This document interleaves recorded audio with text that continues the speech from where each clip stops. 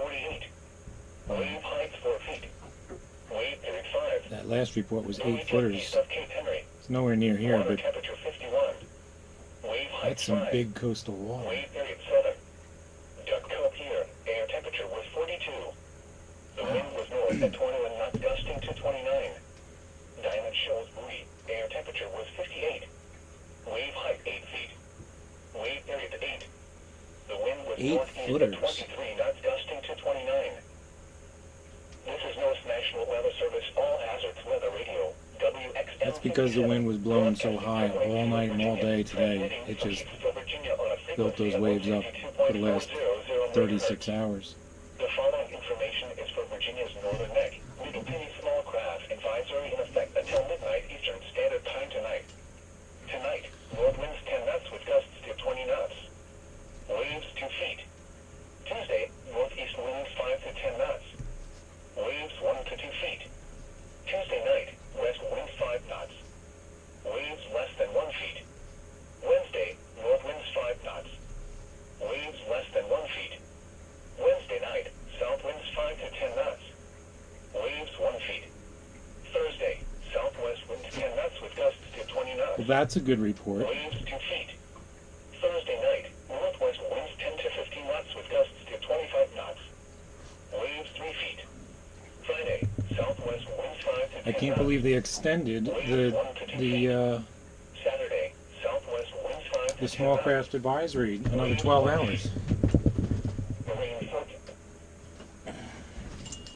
It was supposed to expire at 1 this afternoon, and now it's going to midnight.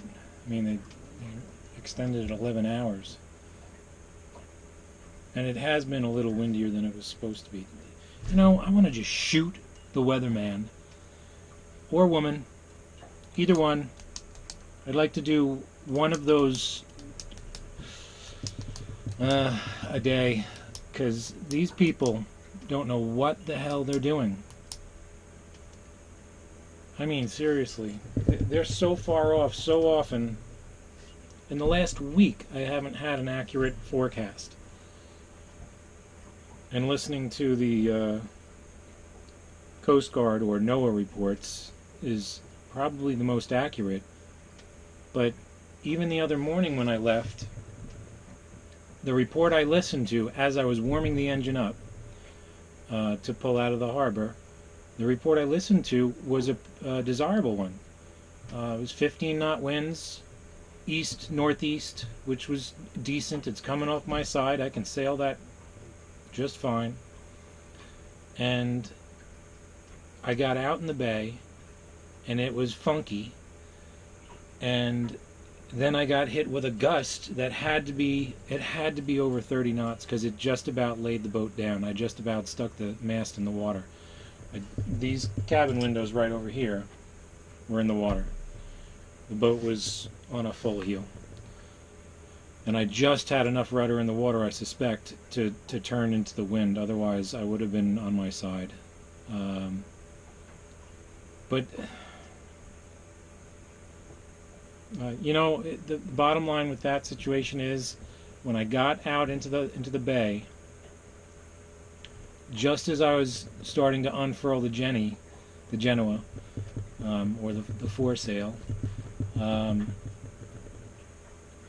just as I was about to do it, I said, it feels a little weird. Maybe I should wait. And I should have waited. At the very least, if I wanted to pull some sail out, I should have pulled it out on a reef. Which I had both lines. I had the furling line and the sheet in my hand, and I was playing a little tug of war, letting it out. And it felt really good. And it's only supposed to be 15 knots.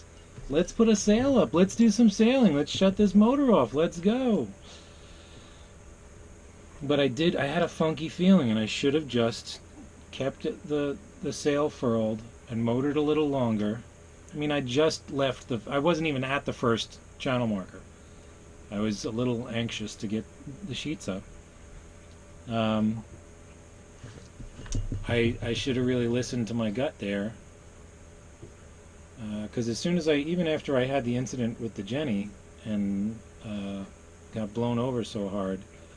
I managed to furl her in, and then decided, well, I'm going to motor today.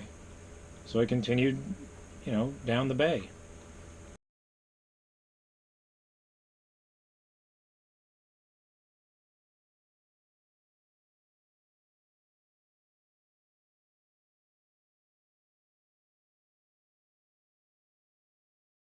And the waves were supposed to be 2 to 3 feet. I'm guessing they were easily 5 footers, which isn't massive, but it's uncomfortable and it's a little uneasy when they're coming at you from the side. Um, and at some point I said, I've got either 6 hours or 7 hours, no, 6 hours to my next point motoring, or turn back and go back to where I came from 45 minutes away. There were no options in between. There's no marina to pull into. There was no way I was going to tank at anchorage with that kind of wind, because I never would have stuck. And it just would have blown me out into the bay. So, at that point I made the wise decision to return to the marina I had just left earlier. It didn't. I don't think it ever felt like this when I was younger and I was sailing. I mean, we'd listen to a report, and we'd listen to a report 24 hours ahead of time. Be like, yeah, that's when we're going, and we would go, and things seemed to be fine most of the time. The only time I remember foul weather was when we knew it was coming, and we're too far offshore to do anything about it. You're 400 miles offshore. What are you going to make a run for land? It's going to take you 3 days anyway. Don't. Hunker down, put your storm jib up, get ready, get your jack lines all set, make sure everything, it should be set before you're offshore anyway, but, get ready, and then sail through it. Or hove to.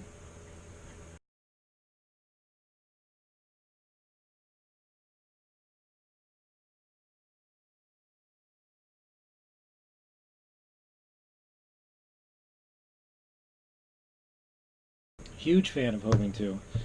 Of all of the stories that I know, I don't know of anyone that has been hove to and not made it through the storm. I know of many stories of people who tried to sail out of the storm and didn't make it. And not necessarily they didn't make it and no one knows what happened to them. They are shipwrecked. They were destroyed, picked up by, who knows? I mean, there's so many different stories. There's, lots of different circumstances. But I don't know of any stories where someone has just hove to. Half the time you hear them say, well, we went down below, we had some tea, we took a nap.